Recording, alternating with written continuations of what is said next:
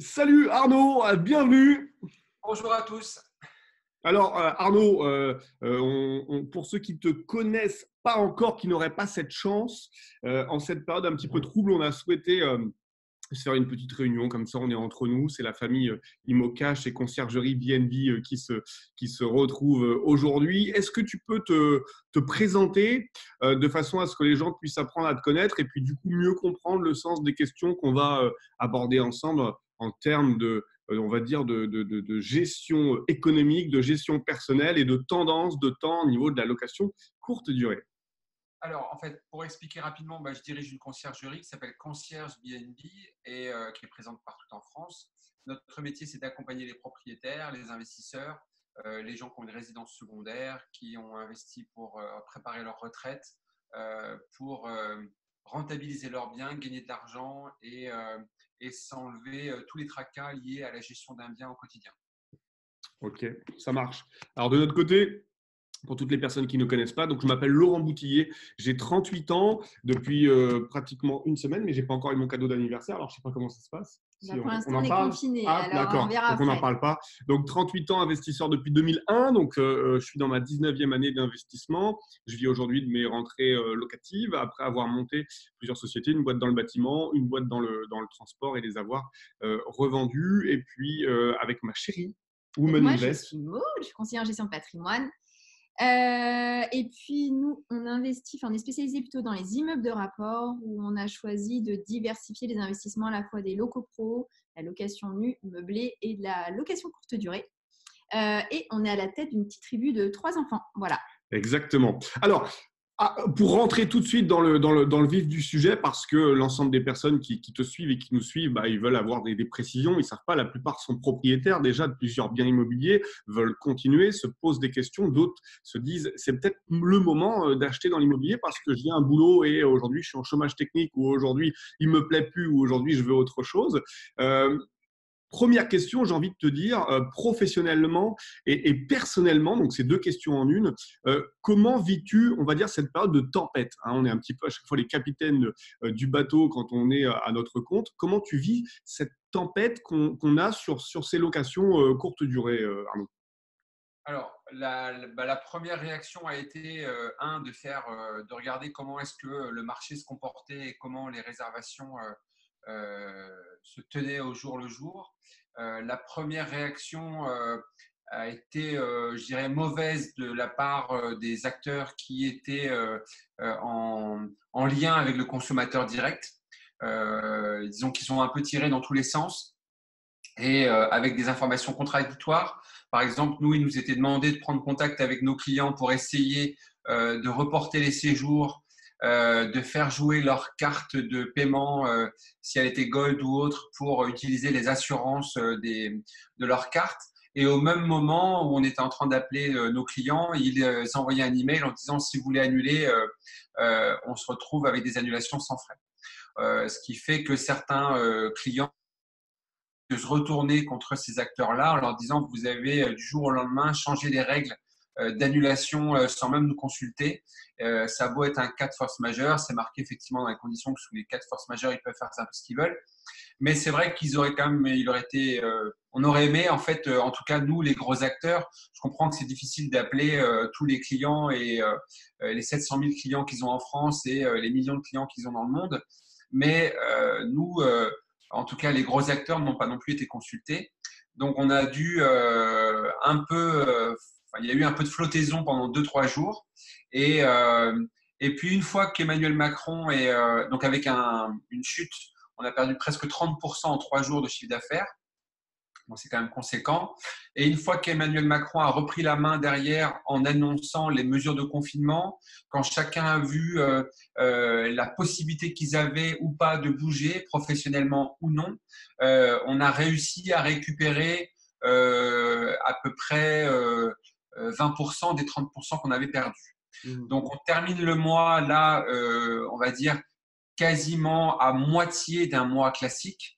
Donc, ce qui n'est pas si catastrophique que ça. Pour nous, c'est déjà 20% de plus que ce qu'on a fait l'année dernière. Parce que comme on fait x2, x2,5 tous les mois d'une année sur l'autre, Donc, on est en progression par rapport à l'année dernière, mais on est en moins par rapport à nos objectifs. Aujourd'hui, le mois d'avril est le mois qui va être le plus interrogatif parce que nous, on voit on a perdu beaucoup d'annulations. Si on continue sur le même train qu'au mois de mars, c'est-à-dire que si on continue à avoir des réservations comme on a actuellement tous les jours, des réservations de longue durée pour 1 mois, 3 semaines, 15 jours pour des gens qui viennent travailler, je dirais qu'on va réussir à peu près à équilibrer les choses. Voilà. Si par contre, on n'arrive pas à avoir des clients qui nous amènent une activité professionnelle, parce que les clients pour le loisir ne bougent pas, ça va être un mois plus difficile. Voilà. Donc, nous, ce qu'on a fait pour nos clients, c'est qu'on les a informés qu'on existait, qu'on avait de la trésorerie pour tenir même plusieurs mois s'il fallait, qu'il ne fallait pas qu'ils s'inquiètent, que leurs biens n'étaient pas en risque. Nous, la plus grosse problématique, c'est continuer à apporter du travail à nos concierges, tout en étant le plus sécurisé possible et puis essayer d'apporter un minimum de revenus à nos propriétaires qui couvrent leurs charges et qui ne perdent pas d'argent. Alors, du coup, pour toi, personnellement, en période de flottaison, c'est-à-dire que c'était compliqué de se repositionner par rapport à ce qui avait été pris en termes d'engagement avec le partenaire et sa réaction. Alors, je pense que pour lui, c'était à mon avis aussi compliqué. C'est des situations… Ah bah oui, on était dans une période de baraka qui va redémarrer, hein, j'ai aucun doute là-dessus. C'est vraiment une pause, il n'y a pas d'autre terme.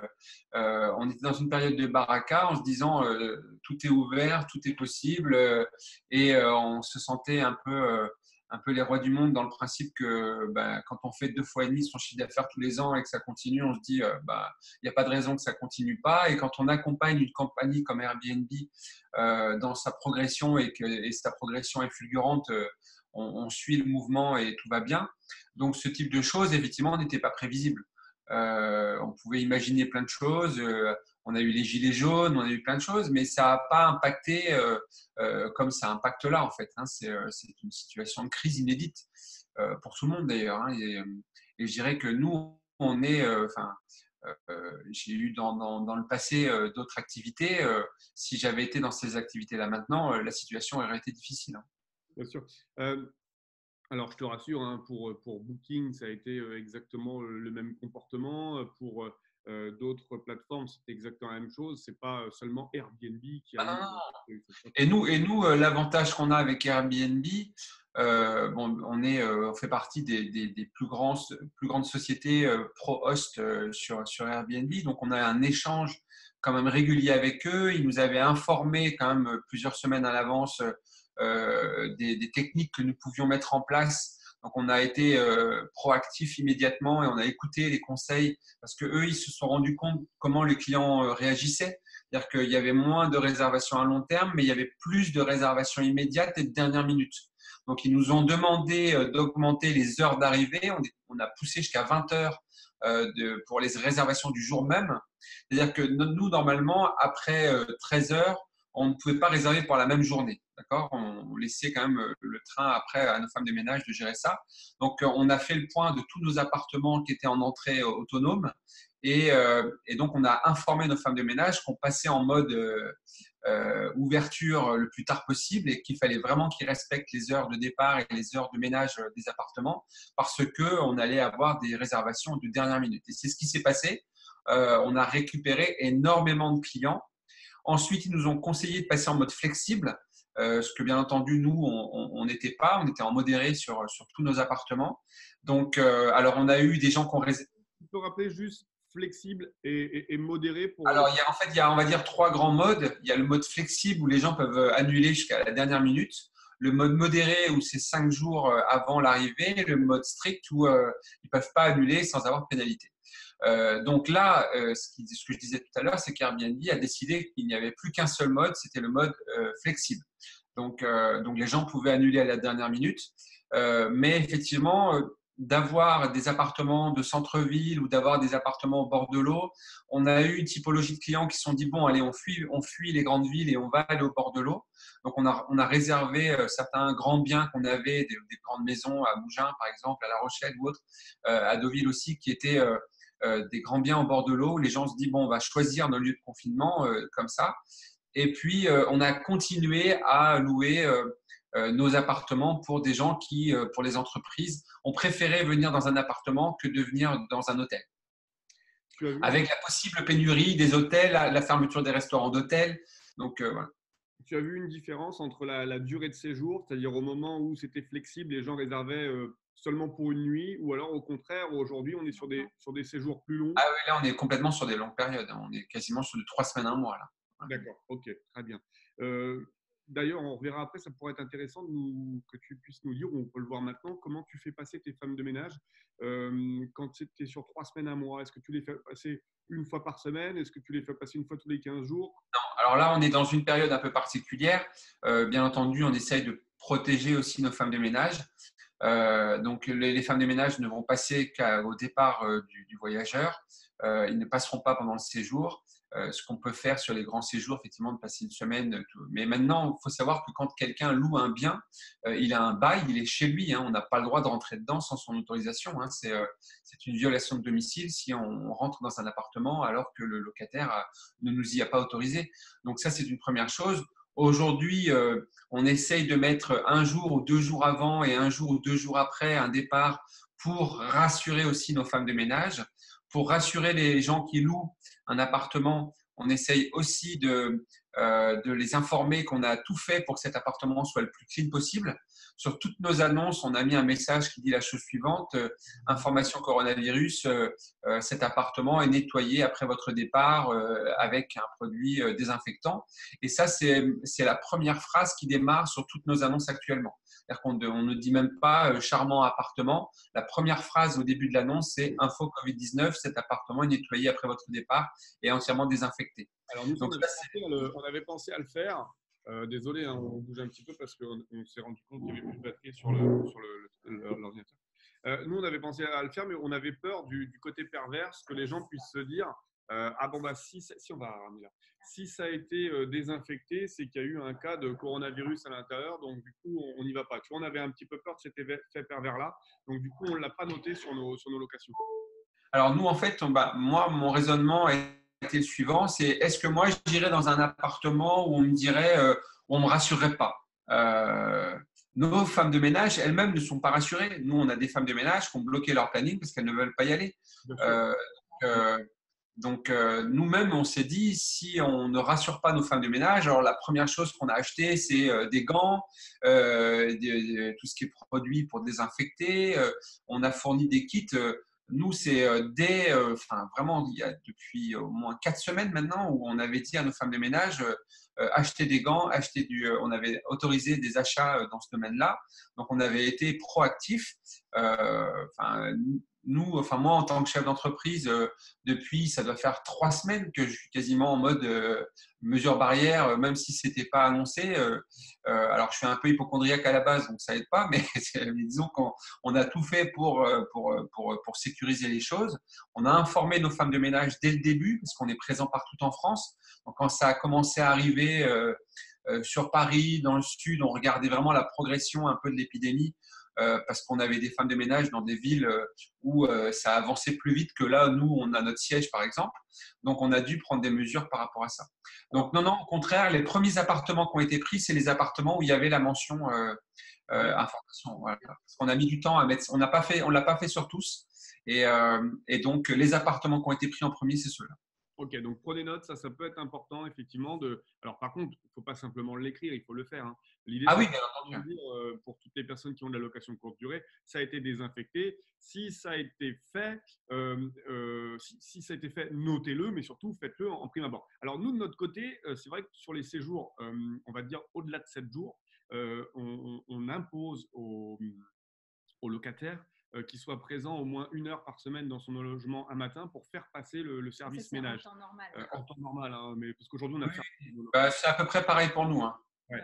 Parce que, voilà, on s'est rendu compte de plusieurs choses. Déjà, c'est important pour nous d'avoir toujours l'œil d'une de nos femmes de ménage. On n'a que 2 femmes de ménage, hein, mais une de nos 2 femmes de ménage pour savoir ce qui se passe exactement dans le logement. Je sais sûrement toi, hein, parce que tu n'es pas isolé. Nous, on a eu quelques cas de prostitution, donc des prostituées qui étaient à l'intérieur, qui réservaient 2 ou 3 jours dans un logement, voire une semaine. Et à partir de la semaine, on est obligé de savoir ce qui se passe pour pouvoir toujours avoir un œil et checker notre appartement. On ne veut pas qu'il y ait de bazar, on veut pas qu'il y ait on parle de deal. Hein. On a vu aussi des articles où il y avait pas mal de dealers qui… Alors nous, en l'occurrence, je ne crois pas qu'on on n'a pas eu, mais apparemment, il y a eu des articles où des dealers, comme ils étaient confinés, réservaient un logement pour pouvoir faire leur passe, etc.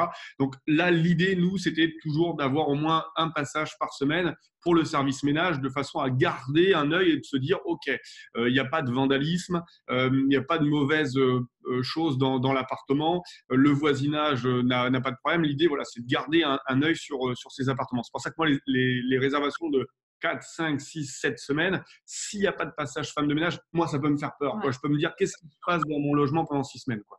Alors, nous aussi, je dirais la différence avec un consommateur classique, un propriétaire classique. Nous, on a les effets de masse. Ce que tu racontes sur les dealers, nous, on l'a repéré immédiatement, puisque quand on gère énormément d'appartements, quand tu vois, on a vu la semaine dernière arriver 10 réservations en même temps pour les mêmes périodes avec des prénoms différents dans des villes différentes. Donc, effectivement, nous, on alerte immédiatement Airbnb en disant qu'il y a des profils qui se créent avec des profils et des prénoms différents à chaque fois, mais qui réservent les mêmes choses dans des dates différentes et dans des villes différentes. Donc ça, c'est, si tu me suis sur Twitter, par exemple, on a informé Airbnb immédiatement.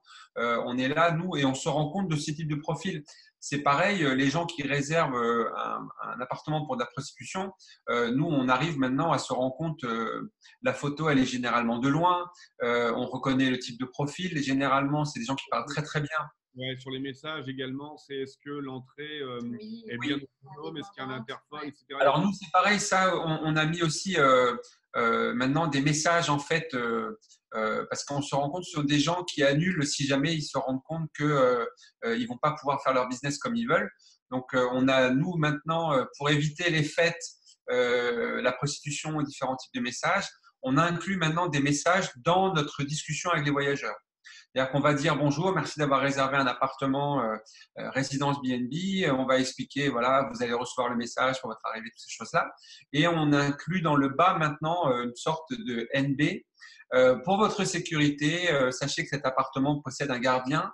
Nous avons un système anti-bruit qui coupe le courant si jamais il y a une fête et du bruit excessif dans l'appartement. Et donc, en fait, on ne dit pas que c'est dirigé pour eux, hein, mais ceux qui doivent le prendre pour eux, le prennent pour eux très vite. Ouais, ça peut dissuader. Alors, une prostituée n'ira pas dans un logement où il y a un gardien, par exemple, hein. Ouais. Même si ce n'est pas vrai. Mais le simple fait de lire le message, ça calme tout de suite les envies. Oui, au même titre qu'on explique qu'on maîtrise le chauffage, au même titre qu'on explique… Voilà. J'avais expliqué ça Sur la précédente vidéo, d'ailleurs, on vous mettra un petit ticker sur le haut si vous voulez aller voir la première vidéo qu'on avait fait avec Arnaud Duclos qui avait rencontré un très grand succès. Moi, j'avais une question aussi qui était importante, qui était sur le retour de tes clients. On sait aujourd'hui, tu gères beaucoup de logements de tes clients. Nous, de notre côté, on a commencé à faire appel à tes services et on est en cours de deal sur 7 nouveaux appartements sur station thermale. Quels sont les retours de tes clients? Est-ce que certains font le dos rond, on va dire, en se disant bon, je laisse passer le temps, tant pis, je suis en vacances locatives ou je suis sur un long séjour et du coup, je gagne un petit peu moins d'argent? Ou est-ce que certains t'ont clairement dit bon, écoute, moi, je sors de la partie et je vais passer mon logement en location pérenne parce que la courte durée, avec ce qui se passe aujourd'hui, j'aurais été plus serein avec un seul locataire à l'intérieur? Quel est le retour, le feedback que tu as eu, même si c'est encore un petit peu court, hein, parce que voilà, là, on est impacté que sur 15 jours, 3 semaines pour le moment, mais est-ce que tu as déjà des premiers retours de clients, des premiers feedbacks qui te permettent de pouvoir faire une petite synthèse? Alors, de notre côté, on n'a pas eu de propriétaires qui nous ont dit on arrête la location courte durée, parce qu'on a eu dans les missions, les discussions qu'on a eues avec Airbnb, on a informé nos propriétaires, on a encore envoyé un email il y a 2 jours à nos propriétaires en leur disant notre stratégie, et notre stratégie, elle a été claire dès le début, et c'est celle que je dis moi de tout le temps à chaque fois que je parle de la location courte durée. Tout se loue, il y a la demande, c'est juste une question de prix. Donc, quand on est sur d'habitude à des tarifs qui permettent à nos propriétaires de faire 30% de marge sur des tarifs classiques, aujourd'hui, on est en fait à des tarifs où le montant de la location mensuelle sera équivalent à un loyer habituel, on va dire. C'est-à-dire qu'on est passé pour du studio là à 19 euros par jour, chose qu'on n'a jamais fait. Mais donc ça équivaut à du 300, 400, 500 euros par mois suivant les périodes. C'est des choses qu'on n'a jamais fait, mais dans une période de crise comme ça, il faut casser les prix et ce qu'on a voulu, c'est au minimum apporter à nos propriétaires le montant d'une location classique. Voilà. Aujourd'hui, c'est ça. Ensuite, c'est vrai qu'on a, nous, des gens, une grosse partie de nos clients sont des investisseurs et une grosse partie, ce sont des résidences secondaires. Donc, les résidences secondaires ont eu une approche un peu différente. Ils nous ont dit, je préfère bloquer mon appartement. Alors, bloquer dans le sens, je ne veux pas avoir de risque d'avoir quelqu'un de contaminé chez moi. Fermer la période. Comment ? Fermer la période. Oui, voilà, fermer la période. Ce qui nous a un peu interloqué, on va dire. On essaye, nous, d'apporter une solution aussi à nos femmes de ménage pour leur apporter quand même un salaire. Donc, c'est un peu, je trouve que c'est un peu dommage de leur part de ne pas comprendre que notre volonté, c'est leur apporter de l'argent, mais c'est aussi de faire vivre notre personnel derrière. Donc ça, c'était une des réactions. Et par contre, les investisseurs, non, effectivement, leur but, soit, déjà, ils achètent en société, le fait de pouvoir éventuellement repousser leur financement de 3 à 6 mois, c'est des choses qu'on a aussi donné comme conseil immédiatement.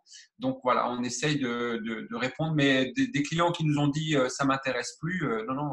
Encore hier, j'étais avec un propriétaire qui a 10 appartements à Cannes et qui veulent les mettre sur Airbnb et les gens savent que ça n'a rien à voir. Alors finalement, après le problème donc du chiffre d'affaires, qui est le problème de fond, finalement, le deuxième problème, ce n'est pas tes propriétaires, ça va être plus tes prestataires, c'est-à-dire tes femmes de ménage, qui pour le coup, si on est sur une réservation de 30 jours, un ménage, si on leur donne entre 30 et 40 euros, il faut qu'ils fassent 50 ménages, donc 50 réservations de 30 jours pour pouvoir vivre. Je ne pense pas qu'on ait 50 réservations à leur donner sur un secteur qui les correspond. Donc finalement, le problème, c'est plutôt la prestation et les prestataires, plus que les propriétaires en premier lieu, quoi. C'est notre plus gros travail aujourd'hui, que ce soit nous d'ailleurs, nos équipes. Nous, on a mis des équipes en arrêt, on a mis des équipes en chômage technique. Donc, par définition, la gestion de l'humain est un poste hyper important. On a un avantage, malgré qu'on est présent dans de nombreuses villes en France, d'avoir une relation très, très proche avec nos concierges, avec qui on discute énormément. Et jusqu'à maintenant, on n'a pas de problématique genre quelqu'un qui nous appelle à l'aide en nous disant j'arrive pas à payer mon loyer, je vais pas y arriver ce mois-ci. On n'a pas cette situation-là. Je pense que c'est aussi parce qu'on apporte tout au long de l'année un travail conséquent à nos concierges. Donc, je pense qu'ils ont, comme toute famille, réussi un peu à mettre de côté. Après, certains ont encore parfois des droits au chômage parce qu'ils sont mis en tant qu'auto-entrepreneurs. Donc, je sais qu'il y en a qui ont demandé à réobtenir des droits et réavoir le montant du chômage à côté. Voilà, aujourd'hui, on a tout fait. Déjà, on leur a montré qu'on faisait tout et qu'on était sur le pont pour leur apporter le maximum de clients. Donc, on est suffisamment satisfait. Maintenant, je pense que dans leur tête, il y a aussi 50-50. Il y a 50%, est-ce que je dois travailler? 50%, est-ce que je ne vais pas travailler? On serait dans une période où, en fait, ce ne serait pas une épidémie et on ne pourrait pas apporter du business à nos concierges. Je pense qu'ils nous diraient assez rapidement moi, je ne peux pas continuer comme ça, je ne gagne pas d'argent. Là, aujourd'hui, je pense que leur cerveau est un peu comme le nôtre. Il est d'un côté, il faut que je me confine et d'un côté, il faut que je gagne de l'argent. Donc, je crois que tout le monde est en train de passer cette période en faisant le dos rond et en se disant, on peut attendre que ça passe, quoi. Alors, tu as répondu du coup indirectement à mes questions numéro 4, qui était quelle est la marge de location courte durée versus une location pérenne et en combien de temps ce déficit il peut être comblé? Tu nous as dit environ 30%. Si on prend 30%, on peut se dire que c'est du coup un quart de l'année, ce qui veut dire qu'en fait, si on tient 3 mois, on va être sur la même rentabilité qu'une location pérenne sur cette année 2020. on s'est gavé en 2019. On peut imaginer que cette crise n'aura pas lieu tous les ans. Et donc, 2021 sera derrière un super bumper. D'ailleurs, c'était une question qu'on voulait te poser également. Je dirais même plus que ça, parce qu'il faut quand même comprendre qu'on est enfin, c'est arrivé au mois de mars, c'est pas arrivé en juillet-août. Les États-Unis, Miami ou des gens comme ça qui vont avoir ça qui peut durer jusqu'à juin, juillet, peut-être que ça va être une autre paire de manches. On a eu dans notre malheur l'avantage que ça tombe en mars, enfin, le plus gros. Avril est un très très bon mois, parce qu'avec les vacances scolaires, c'est un très bon mois. Donc pour les gens qui ont des résidences secondaires au bord de l'eau, ça va être une perte. Mais je pense que c'est quand même. J'aurais préféré que ça tombe en janvier, en février, mais mars-avril. Non, je pense que pour tous ceux qui ont des résidences au bord de l'eau, comme vous, les appartements que vous avez au niveau thermal, vous n'allez pas louper votre été. C'est comme cet été où le prix est quand même beaucoup plus important. Vous n'avez pas, c'est pas arrivé en septembre, octobre ou même à Noël. Vous voyez, on n'est pas tombé dans une période catastrophique non plus, hein. Alors, de notre côté, nous, on avait expliqué, hier, on a fait une petite vidéo YouTube en expliquant qu'on était sur un marché de la location, qui est le marché des loisirs, marché des vacances, qui est généralement un des marchés qui ressort le plus fort derrière une crise. Est-ce que tu es d'accord avec nous pour dire que comme les gens aujourd'hui sont confinés, comme ils ont cette perte de liberté, dès lors où on va leur enlever le confinement, la première réaction, ça va être de réserver des courts séjours, de réserver des petits plaisirs, de réserver des week-ends. Pour nous, ça va bumper derrière. Est-ce que tu es complètement d'accord avec nous? Et si tu es d'accord, est-ce que ta politique tarifaire va du coup changer? Et est-ce que derrière, tu prévois une augmentation par rapport à l'année dernière de 1, 2, 3 euros par jour pour rattraper ce qui aura pu être perdu sur ces 2 mois de perte? Alors, nous, on est dans un environnement où, alors bien entendu, on check les prix tous les jours. Donc, je ne peux pas te répondre maintenant. C'est-à-dire que notre priorité, c'est déjà de remplir avec une tarification. Alors, on augmente un petit peu d'année en année nos tarifications, hein, pour essayer de. Donc, je ne peux pas te répondre à l'heure actuelle. Je pourrais te dire à la fin de la période si notre service Yield Management a eu moins d'actions à faire et que ça s'est loué plus rapidement. Aujourd'hui, je n'ai pas la boule de cristal et je ne peux pas savoir. Ok. Par contre, sur le principe du boom, j'ai lu dans la presse malgré tout que des propriétaires, et je pense que c'est uniquement dans les grandes villes, certains propriétaires allaient remettre leurs biens en location longue durée. Moi, je vous dis franchement, en tant qu'investisseur et en tant que conciergerie, je suis très content.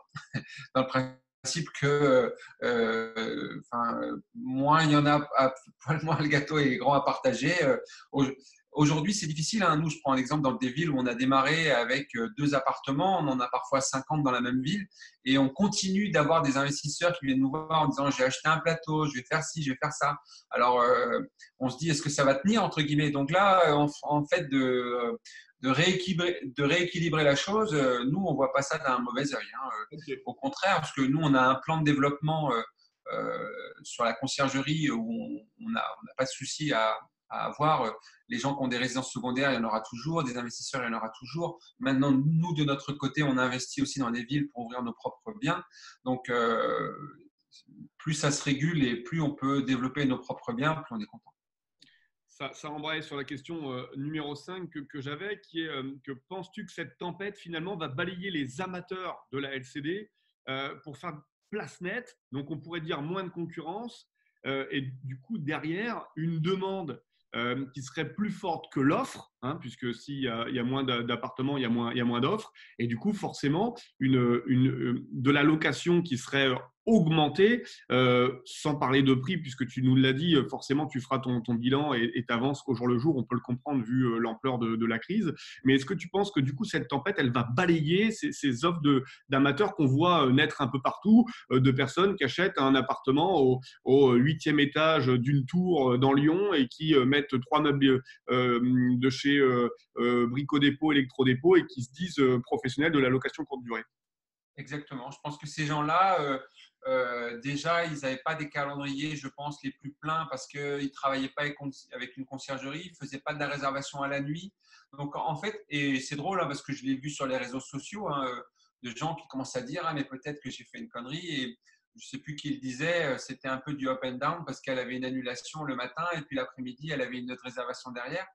Et bon, alors je me suis permis de lui donner 2-3 conseils, mais c'est vrai que je pense que oui, les gens qui ne sont pas professionnels et qui ne font pas de la réservation à la nuit, de la réservation instantanée, qui ont donc 20 jours ou 25 jours de réservation dans le mois, vont se dire, ah bah finalement, c'est peut-être mieux que je pérennise mon investissement avec ça.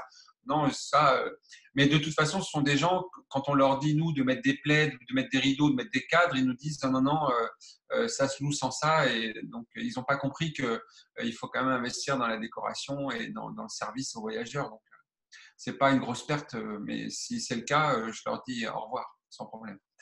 Aujourd'hui encore, tu attaches beaucoup d'importance à ça. On le voit sur tes vidéos, on le voit même dans le cadre où tu es, effectivement, un mur d'une couleur différente, avec ce qui va donner l'élément de décoration, c'est le miroir pour une pièce, ça peut être un cadre pour une autre.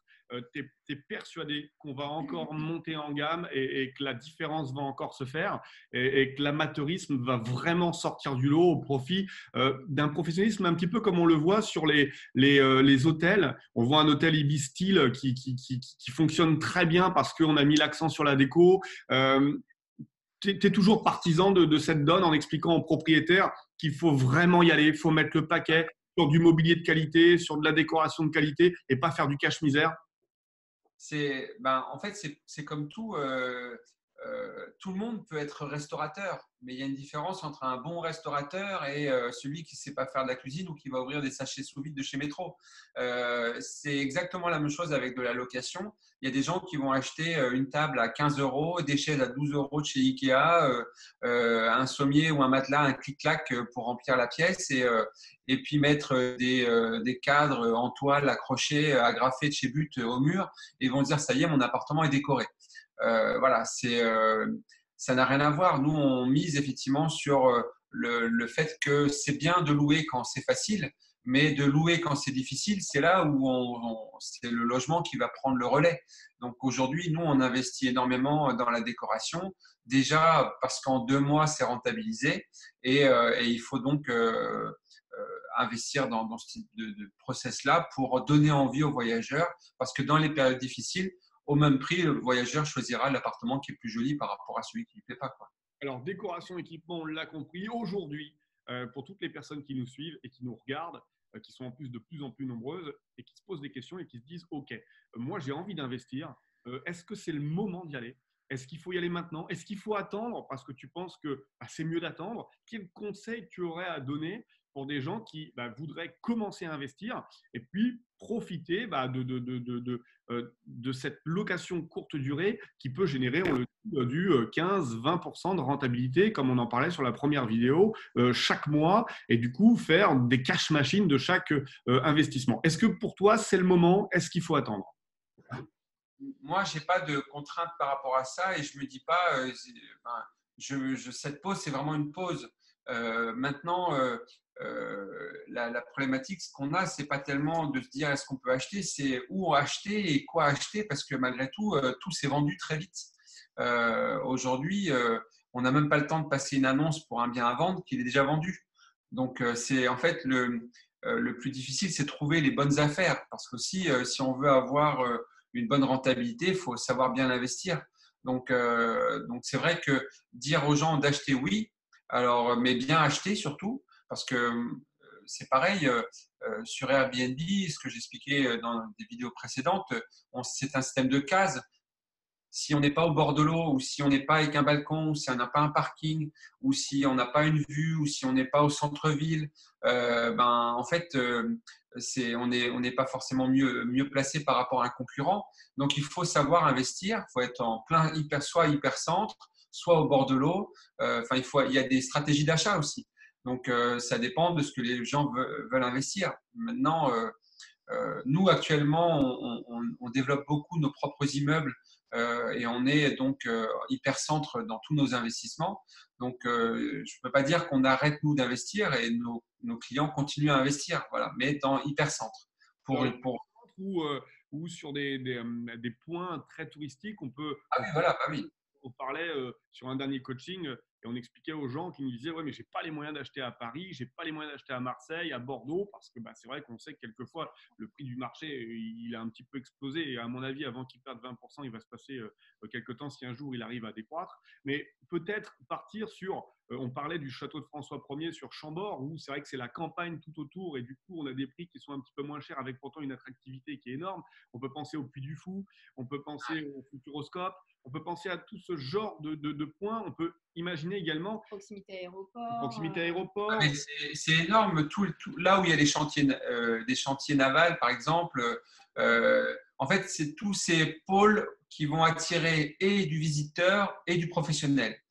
Nous, Cherbourg, par exemple, une ville qu'on croit énormément, des villes où il y a énormément d'étudiants, Saint-Étienne, Clermont-Ferrand, c'est des villes où il y a aussi beaucoup d'étudiants.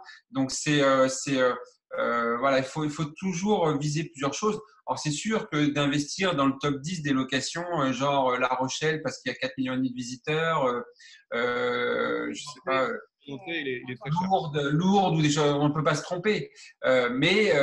Non, je pense qu'il faut effectivement réfléchir et se dire que du moment qu'on est au bord de l'eau, il y a toujours des gens qui veulent aller au bord de l'eau, il y a toujours des gens qui veulent visiter une ville, être en centre-ville. Mais voilà, il faut essayer quand même de se dire, bon, ok, il y a une activité économique, donc s'il y a une activité économique, je vais avoir dans des périodes creuses des gens qui viennent pour le travail et pendant l'été, je vais également remplir. Et moi, c'est simple, hein, je conseille souvent aux gens de regarder là où il y a des hôtels, hein, et des hôtels genre B&B, genre Ibis, genre Kériade. Quand vous avez dans la même ville un Kériade, un Campanile, un Ibis, un B&B hôtel, s'il y a 5 pôles avec chacun minimum 50 chambres, ils ne sont pas implantés là pour faire joli, hein. Donc, il y a potentiellement et du professionnel et du voyageur pour les vacances. Donc, c'est dans ces villes-là qu'il faut regarder. On le voit d'ailleurs sur nos locations à nous, on touche à la fois des touristes, on touche à la fois des personnes qui viennent travailler pour des stages ou des missions qu'ils ont à un moment T. Donc, on touche différentes typologies de personnes. Hein. Et on est tout le temps plein. Ouais. Nous, aujourd'hui, on a développé un pôle pro maintenant. On a une équipe qui s'occupe de contacter. On a des partenariats avec Vinci, on a des partenariats avec Capgemini, on a des partenariats avec Total, on a des partenariats avec… Il n'y a aucune de ces entreprises, hein. Ça doit être des petits trucs. Comment ? Il n'y a aucune de ces entreprises, ça doit être des startups. Ouais, petite startup. Je ne sais pas si elle va tenir avec la crise, mais voilà. Mais l'idée, effectivement, c'est de trouver ces gens-là pour leur proposer des offres. Et on a aussi des propriétaires maintenant qui, je prends l'exemple de Foncière avec qui on travaille, qui avaient mis des appartements sur la location courte durée classique et maintenant veulent un autre type de profil dans leur immeuble. Et donc, on a développé cette activité-là pour eux, pour justement amener des locations de 1 mois, 2 mois, 3 mois, des cadres qui sont en mutation, des cadres qui sont en formation. Et ça fonctionne très, très bien. On a cette activité-là maintenant pour les gens qui ne veulent pas avoir de la location LCD dans leur immeuble. Ok, très bien. C'est vu. On a fait un bon petit tour de ce qu'est la situation aujourd'hui avec Arnaud Nicolas. Merci beaucoup. En tout cas, Arnaud, d'avoir été présent sur cette réunion. Voilà, c'était une réunion en toute intimité. On est dans le cœur du sujet. Hein. On n'est même pas, je crois, encore au pic, mais effectivement, Arnaud l'a souligné. Ça nous est tombé dessus sur le mois de mars. On va dire que c'est peut-être un petit peu moins grave que si on était en plein mois de juillet aujourd'hui. Effectivement, une autre chose qui a été importante et dite par Arnaud, c'est qu'aujourd'hui, il n'y a aucun investisseur qui souhaite tourner les talons parce que, comme son nom l'indique, ce sont des investisseurs. Quand on a une mentalité et un mindset d'investisseur, c'est comme quand on investit en bourse. On sait que à un moment donné, ça monte, à un moment donné, ça baisse, à un moment donné, ça monte, à un moment donné, ça baisse. Mais ce qu'il faut regarder, finalement, c'est sur le long terme, si on est plutôt sur une phase croissante ou sur une phase décroissante. Et là, auquel cas, on est plutôt sur une phase croissante. je pense que la mentalité change peut-être un petit peu également. On parlait tout à l'heure de décoration. Je pense qu'on va parler aussi d'équipement. De Nous, services, on d'équipements, t'en ouais, parlera d'office. sur nos futures locations qu'on va mettre en place courte durée. On a Des idées, ouais. pensé à des choses. Alors, on t'en parlera et on n'en parle pas forcément encore de façon ouverte parce que on sait que quand on parle sur les réseaux, ça prend une dimension extraordinaire, mais on t'en parlera et on a pensé à des nouveaux services, des équipements qui pourront faciliter la vie des locataires qui viendront louer sur nos appartements pour pouvoir se différencier, des choses que des hôtels notamment ne proposent pas. Donc, encore pour se différencier. Je rebondis dessus. On est en train de créer nous aussi des tablettes, enfin des accès à Internet par ville, par appartement, avec une multitude de services en fonction de l'appartement où vous êtes. Donc, on va proposer à nos clients en fait un service de conciergerie un peu plus évolué. Là, on est dans la conciergerie, le mot conciergerie pour la gestion d'appartement, mais là, on va être dans la conciergerie pure, où effectivement, chaque appartement aura une adresse mail, entre guillemets, une adresse Internet et un mot de passe. Et en fonction de la situation de l'appartement, le voyageur aura une multitude de services à sa disposition. Et en fonction des moments de la journée, on lui proposera des choses. C'est-à-dire que, par exemple, en fonction des moments de l'année aussi, on lui mettra en avant des choses. Si il est dans notre appartement au moment de la Saint-Valentin, il y aura une offre avec Interflora pour se faire livrer des fleurs. Quand il sera midi, au moment où il va se connecter, il aura affaire à des repas ou des offres de ce type-là. Mais il y aura toute une multitude de services liés à l'adresse parce qu'on n'a pas le même nombre de services je sais pas moi, à La Rochelle, qu'à Avignon, donc il faut qu'en fonction des villes, les prestataires présents autour de l'appartement vont être différents que sur Paris où là on aura toutes les possibilités. Ok, faut pas qu'il y ait Ça, le site est prêt, mais on est en train de finir de travailler. Donc en ce moment, tu envoies des promos sur les obsèques, etc. Par rapport à la conjoncture, j'entends. Hein, J'aurais pas été là-dedans. Non, mais ça, c'est hyper important. Et Je te laisse libre de tes propos. on y a pensé et effectivement, je pense qu'il faut vraiment se différencier et c'est un vrai plus, pas seulement déjà pour que le client il réserve notre logement, mais surtout pour le garder parce qu'au-delà Qu'ils reviennent aussi. voilà, c'est la fidélisation. Quoi. Ouais. Au-delà, effectivement, de dire au client, bah, venez chez nous une première fois et testez au-delà du one-shot. L'idée, c'est de dire, vous nous avez testé, là où nous, aujourd'hui, on a des locations courte durée, donc là, on en a 4 qui tournent, on va en mettre 7 supplémentaires, donc on en aura 11 sur un rayon d'à peu près 100 km. L'idée, c'est peut-être de leur dire, vous êtes venus à cet endroit-là, venez nous tester à cet endroit-là, et puis de pouvoir travailler sur un maillage interne à Victor, parce qu'on le voit. Location courte durée, qui reviennent plusieurs location fois. courte durée, clairement sur 4 appartements, là aujourd'hui on est capable de faire 4 fois 365 locataires si on prend la probabilité maximum. Donc ça fait très vite un gros fichier. Et comme le disait Women Invest, c'est vrai qu'on a aujourd'hui, par exemple, on a une personne qui fait de la musique, il est musicien et il vient enregistrer dans une maison qu'on met en location, il s'y sent bien, on est au bord d'un fleuve, c'est au calme, il y prend plaisir. Le mois dernier, il nous a réservé 3 semaines en 3 réservations. On a, nous, de notre côté, des gens qui sont en stage à la radio, parce qu'on est dans une ville en hypercentre, ils sont à côté de la radio. À chaque fois qu'ils font le stage, ils viennent. Voilà, et puis, il y en a aussi qui repèrent ce qu'on détient. Donc, ils ont testé un, et comme il y a des thèmes à chaque fois, ils veulent tester l'autre, et ainsi de suite.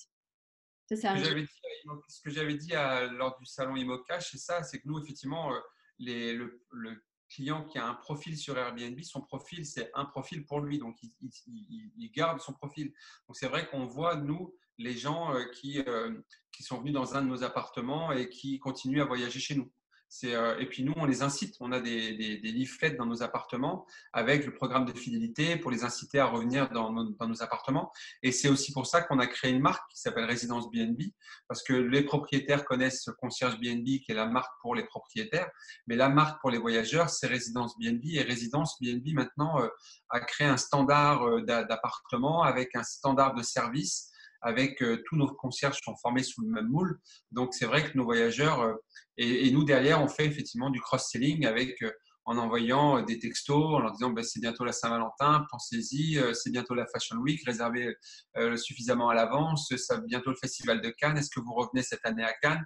Et, enfin, tous ces événements qui sont il y a minimum 1-2 événements par mois. Hein, donc, on envoie. Alors, on n'envoie pas tout le temps parce que sinon, après, les clients sont un peu lassés avec ça. Mais on essaye effectivement de faire ce type d'opération. Je tenais juste à dire, on profite nous aussi de cette période pour lancer un nouveau système qu'on vient de finaliser et on va proposer à partir du 1er avril. On sera en bêta-test à partir du 1er avril sur tous nos propriétaires.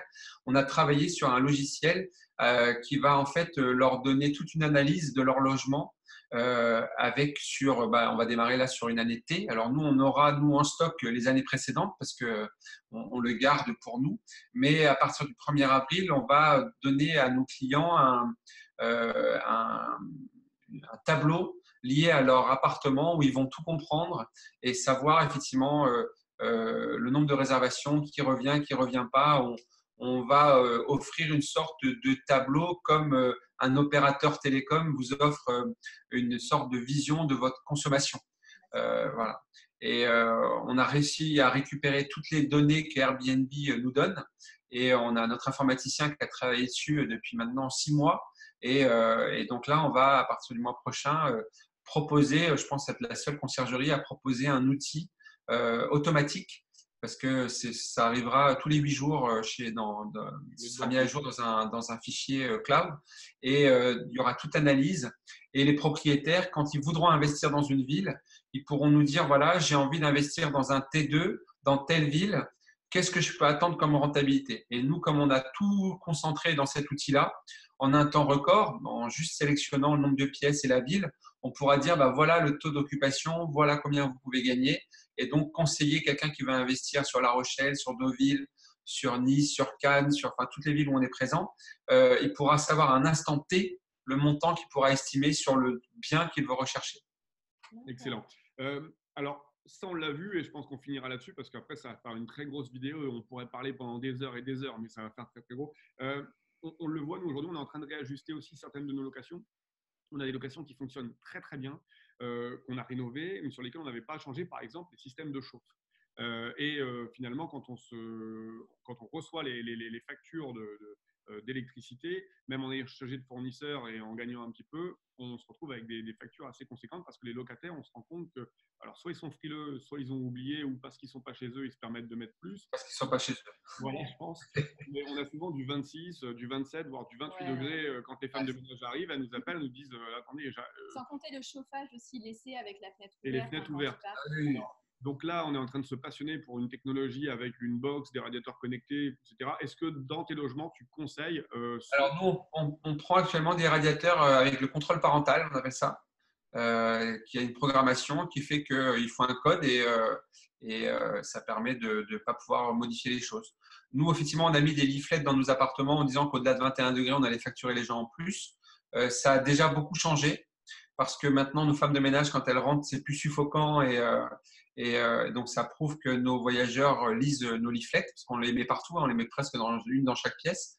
Et donc, ça doit contribuer. Malgré tout, on va effectivement, tous les nouveaux logements, on passe en radiateur avec le contrôle parental. Sinon, quand l'installation ne permet pas ce type de choses, on essaye d'installer des boîtes Netamo, notamment sur les grosses maisons qui sont un petit peu isolées, pour qu'on puisse allumer le chauffage 2 jours avant et l'éteindre quand le voyageur s'en va, si les taux de réservation ne sont pas comme en centre-ville avec un turnover immédiat, quoi. Ça va. Alors, vous le voyez, la location courte durée, ça a encore de beaux jours devant. Nous, on investit. On vient de signer donc deux immeubles qu'on va passer également en location courte durée. Je dis également parce qu'on n'a pas que ça. Et encore une fois, si vous nous suivez, on vous conseille de ne pas faire que ça. L'idée, c'est de diversifier un petit peu d'immobilier d'entreprise, un peu de location pérenne, un peu de location meublée de façon pérenne et un peu de location meublée courte durée. C'est le tout qui fait l'ensemble. Un jour, vous allez exploser la location courte durée, vous ferez un peu moins d'entreprise. Un jour, vous serez content de trouver l'entreprise parce que vous allez en banque et les banques, ça peut les rassurer d'avoir un bail 369 ferme pour pouvoir faire une demande de financement. Donc, c'est le tout qui fait l'ensemble, encore une fois, mais ça marche pour tout type de business. Si vous ne connaissez pas Arnaud, on va mettre toute sa description juste en dessous. Il n'y aura plus qu'à cliquer. Vous pourrez le suivre sur les réseaux. On vous mettra également un lien vers son site internet si vous voulez plus d'informations. Donc, de beaux jours, c'est ce qu'il faut retenir de cette vidéo devant nous. Le meilleur reste à venir. On a plein de choses encore à faire ensemble. Donc, si vous voulez investir, si vous voulez gagner de l'argent, mais intelligemment, vous l'avez vu, hein, on ne met pas simplement un miroir et un cadre, tout est étudié. Il faut savoir gagner de l'argent, il faut savoir éviter d'en perdre. On en parlait à l'instant avec les radiateurs, on en parle également. Et se différencier aussi des autres. Et se différencier des autres également. Donc, on mettra tout dans la description. Un grand merci encore, Arnaud, d'avoir pris du temps avec nous ce matin. Merci. Un grand merci. On t'enverra également la vidéo si tu veux la faire partager donc, à ta communauté. En tout cas, nous, on se dit à très bientôt. Si vous avez des questions, n'hésitez pas tout en bas. Et si vous avez apprécié, abonnez-vous à la chaîne d'Arnaud également. Mettez un pouce vers le haut si vous voulez encore ce genre de débat constructif. Et on se dit à très vite. Ciao, ciao. À très bientôt. Ciao.